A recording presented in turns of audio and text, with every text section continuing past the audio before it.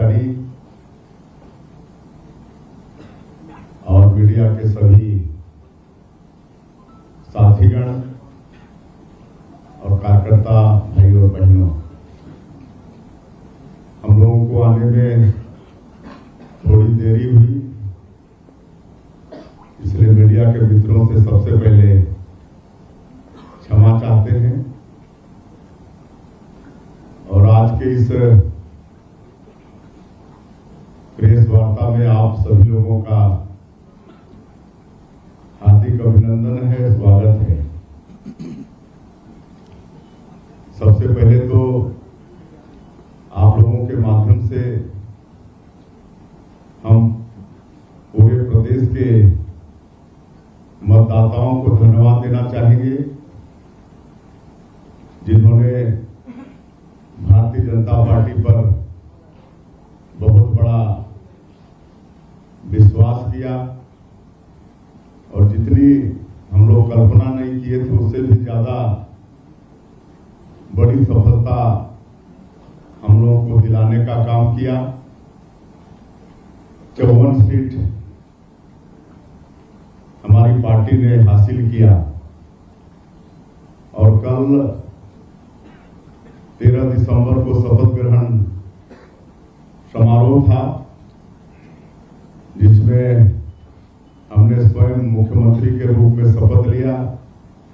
आदरणीय श्री अरुण साहु जी ने deputy CM के रूप में शपथ लिया। आदरणीय श्री विजय शर्मा जी ने डिप्टी सीएम के रूप में शपथ लिया।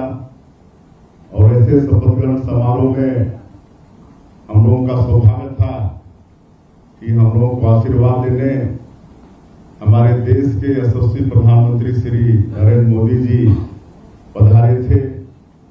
देश के यशस्वी गृह मंत्री आदरणीय अमित शाह जी पधारे थे। हमारे पार्टी के राष्ट्रीय अध्यक्ष आदरणीय जेपी नड्डा साहब पधारे थे और कई केंद्रीय मंत्रीगण पधारे थे। कई राज्यों के मुख्यमंत्रीगण पधारे थे।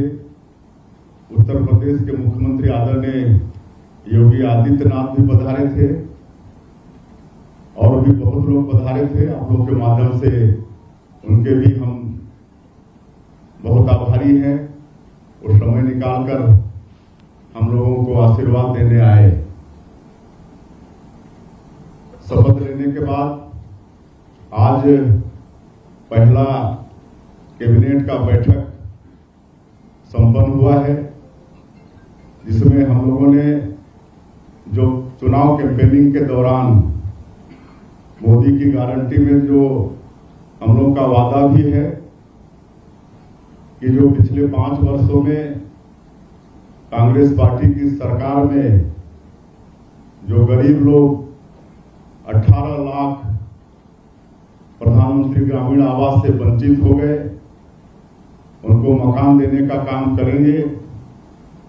हमारे यशस्वी प्रधानमंत्री श्री नरेंद्र मोदी जी ने भी छत्तीसगढ़ की जनता से वादा किया था कि हमारी सरकार बनेगी तो जो भारतीय जनता पार्टी का मुख्यमंत्री होगा वो सबसे पहला काम 18 लाख आवास स्वीकृत करने का काम करेगा।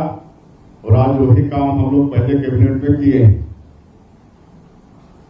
आज के कैबिनेट में हम लोग का एकमात्र विषय वही था, जिसमें 18 लाख लोगों को आगे प्रधानमंत्री आवास की स्वीकृति देंगे। इस पर आज निर्णय लिया गया है और आने वाले समय में उस पर कार्रवाई होगी। छत्तीसगढ़ के 18 लाख गरीब लोगों को उनका हक प्रधानमंत्री आवास मिलेगा। उसके लिए जो भी आवश्यक कार्रवाई है वो हम सब लोग कर रहे हैं। हालांकि पिछली सरकार ने पूरे प्रदेश को आर्थिक रूप से खोखला कर दिया है, फिर भी क्योंकि इतना बड़ा जनादेश छत्तीसगढ़ के मतदाताओं ने भारतीय जनता पार्टी को दिया है, तो हम लोग मोदी की गारंटी में जो वादा छत्तीसगढ़ की जनता से किए हैं उसका 100% पालन करेंगे। आने वाले 5 वर्षों में सभी कामों को पूरा करेंगे।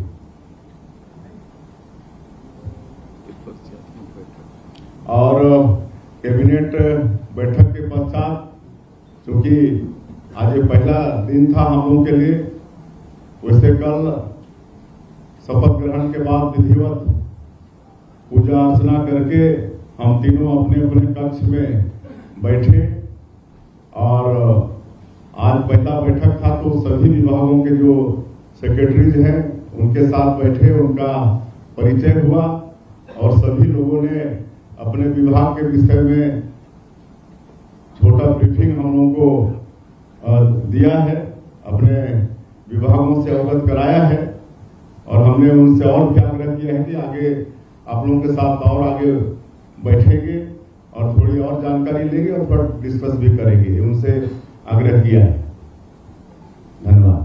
मुख्यमंत्री जी, मैं एपीएन न्यूज से पीयूष मिश्रा आपके संज्ञान में बस्तर की 3 बातें लाना चाह रहा हूँ।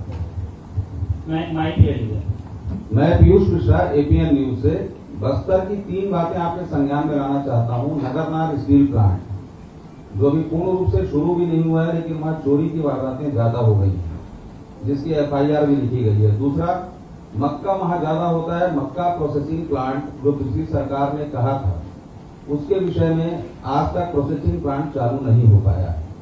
और तीसरा, नक्सलवाद, उसके लिए क्या सोच है? देखिए, नगरनार में जो स्क्रैप की चोरी हो रही है उसकी जानकारी आज ही हमको मिली है, उसके विषय में हम जानकारी लेंगे और जो भी आवश्यक कदम होगा वो करेंगे। सर, मेरा एक सवाल है, और वो पुरानी सरकार की बात को छोड़ दीजिए, हम लोग जो भी आवश्यक होगा, छत्तीसगढ़ की जनता इतना बड़ा जनादेश हम लोगों को दिया है तो छत्तीसगढ़िया सबले बढ़िया इसको चरितार्थ करते हुए हम लोग काम करेंगे। सर, मैं संदीप तिवारी नहीं इंडिया प्रेस से हूँ। एक एक करके आप एक लेफ्ट, फिर सेंटर, फिर राइट, फिर एक आ जाएंगे बीच से। सर, मैं दीपक विश्वकर्मा, इंडिया न्यूज से। सर, एक सवाल है, आपने कहा कि पुरानी सरकार ने खोखला कर दिया था फाइनेंशियल चीजों को, तो क्या माना जाए, कैसे तालमेल बिठाया जाएगा? क्योंकि बहुत सारी घोषणाएं आपकी भी है उस संकल्प पत्र में, तो उसके लिए फंड्स कहाँ से आएंगे, कैसे वो सामंजस्य बैठेगा? उसके लिए हमारी पार्टी में भी कई अनुभवी लोग हैं और फिर अब डबल इंजन की सरकार है, केंद्र में भी हमारी सरकार है, यहाँ भी हमारी सरकार है, तो आप समझ सकते हैं कि डबल इंजन की सरकार तेजी से चलेगी।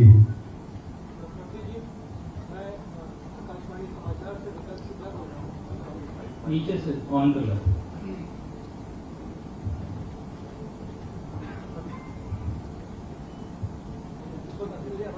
आ रही जी, मैं आकाशवाणी समाचार से विकास शुक्ला हूँ। ये जो विधानसभा चुनाव हुए हैं उसमें आदिवासी क्षेत्रों में भारतीय जनता पार्टी को काफी सफलता मिली है। सरगुजा में आपने सारी सीटें जीती हैं, बस्तर में भी काफी सीटों में आपने सफलता हासिल की है। तो आदिवासी समुदाय की आपसे विशेष रूप से अपेक्षाएं हैं, तो आदिवासी क्षेत्रों के विकास के लिए, आदिवासी लोगों के विकास के लिए आपकी क्या कार्य योजना है? उन क्षेत्रों के विकास के लिए आप क्या विशेष प्रयास करेंगे? विधानसभा 2023 के चुनाव में आदिवासियों का पूरा आशीर्वाद मिला है, समर्थन मिला है। सरगुजा संभाग में कांग्रेस का सुपड़ा साफ कर दिए हैं, पूरी तरह से सफाया कर दिए हैं। बस्तर में भी 12 में से 8 सीट भारतीय जनता पार्टी ने हासिल की है। और वैसे आजादी के प्राथमिक दिनों में आदिवासी समाज जरूर कांग्रेस पार्टी के वोट बैंक के रूप में इस्तेमाल होता रहा, लेकिन जब श्रद्धेय अटल बिहारी वाजपेयी जी इस देश के प्रधानमंत्री बने तो उन्होंने जो छत्तीसगढ़ का जो ट्राइबल बाहुल एरिया है जो मध्य प्रदेश में था, और इस ट्राइबल बाहुल इलाके का समुचित विकास हो, इसलिए छत्तीसगढ़ राज्य का निर्माण किया। उसके बाद भारत सरकार में पहली बार ट्राइबल समाज का समुचित विकास हो, इसके लिए भारत सरकार ने आदिम जाति कल्याण मंत्रालय का गठन किया। आज पर्याप्त बजट आदिम जाति कल्याण मंत्रालय में है और मैं पिछले 20 साल सांसद था और मेरा सौभाग्य था कि अटल जी की सरकार में सांसद था, मोदी जी के सरकार में भी था, उनके प्रथम शासनकाल में राज्यमंत्री का भी दायित्व था। तो आदिम जाति कल्याण मंत्रालय से अपने क्षेत्र के विकास के लिए हमने बहुत पैसा लाया। और आज आदिवासी समाज ये भी जानता है कि अगर आदिवासी समाज का मान और सम्मान और विकास कोई कर सकता है तो भारतीय जनता पार्टी है। आज ये बताते हुए मुझे गौरव होता है कि जो देश का सर्वोच्च पद है महामहिम राष्ट्रपति का, उसमें भी आज आदिवासी समाज की एक महिला श्रीमती द्रौपदी मुर्मू राष्ट्रपति के पद पर विराजमान है। और ये काम कोई कर सकता है तो भारतीय जनता पार्टी ही कर सकता है। पिछले बार 2018 के चुनाव में निश्चित रूप से कांग्रेस पार्टी की लोक लुभावन जन घोषणा पत्र के कारण आदिवासी समाज थोड़ा भड़काव में आ गया था, लेकिन 5 साल में वो भूल सुधर गया। और इस बार जब हम लोग जाते थे क्षेत्र में चुनाव प्रचार के लिए तो सब बोलते थे अपनी भाषा में कि ये दारी नहीं ठगान, पिछले दारी ठगा दारी ने दारी नहीं ठगान। और इस बार नहीं ठगाए और जो 5 सालों में उनके साथ विश्वासघात हुआ वो वादा खिलाफी कांग्रेस पार्टी की सरकार ने किया, उसका मजा कांग्रेस पार्टी को चखाया। मुख्यमंत्री जी, मैं संजय पांडे दैनिक अमृत संदेश से इधर से मुख्यमंत्री जी 25 तारीख को 2 साल का किसान का बकाया बोनस देंगे क्या? पहला सवाल। दूसरा सवाल, को लेकर आप लोगों ने पहले ही कैबिनेट में जांच की घोषणा का वादा किया था मुख्यमंत्री जी, इसके बारे में प्रकाश डालेंगे। देखिए, हमारे जन घोषणा चुनावी घोषणा पत्र मोदी की गारंटी में हमारी पार्टी ने ये आश्वासन दिया है कि 2 साल जब हम लोग सरकार में थे 15 वर्ष, तो 2 साल का बोनस नहीं दे पाए थे। वो बोनस 25 दिसंबर को जो हमारे नेता अटल बिहारी वाजपेयी जी, जो भारतीय जनता पार्टी के संस्थापक भी हैं, छत्तीसगढ़ राज्य के निर्माता भी हैं, निश्चित रूप से 2 साल का बोनस किसानों को देंगे।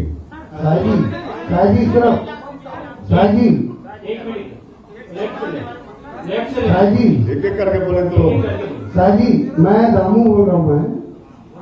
शाहजी, आपकी सरकार से शराब आंदोलन शुरू हुए थे और पूर्ववर्ती सरकार ने शराबबंदी को बंद नहीं किया। अब फिर बीजेपी की सरकार है, क्या शराबबंदी को बंद करेगी क्या?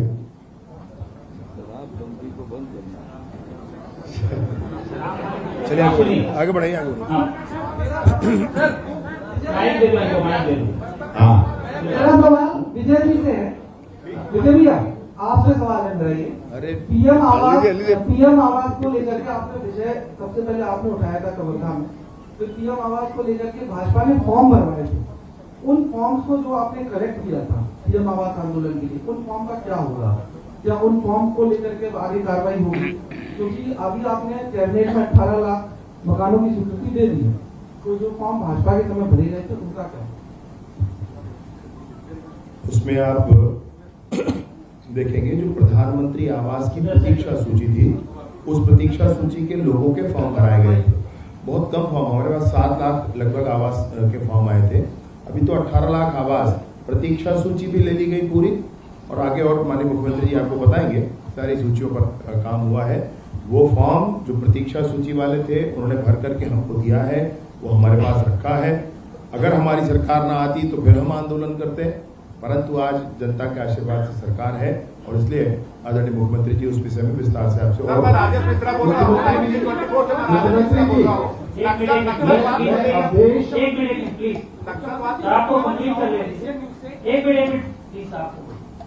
हाँ। मुख्यमंत्री जी, मैं कोमल टाउन एशियन न्यूज से। सर, बहुत सारे किसान आप लोग की तरफ देख रहे हैं कि आप लोगों ने वादा किया था कि 21 क्विंटल जो धान खरीदेंगे और 31 क्विंटल पैसे देंगे, तो बहुत सारे किसान ऐसे हैं जो आप लोग की तरफ देख रहे हैं सर, तो उन लोग के लिए क्या कुछ आप लोग लेके आए हैं, क्या कुछ भेजेंगे? मैं कह चुका हूँ कि मोदी की गारंटी में जो भी वादा हमारी पार्टी ने छत्तीसगढ़ की जनता से किया है वो 100% उसका पालन होगा।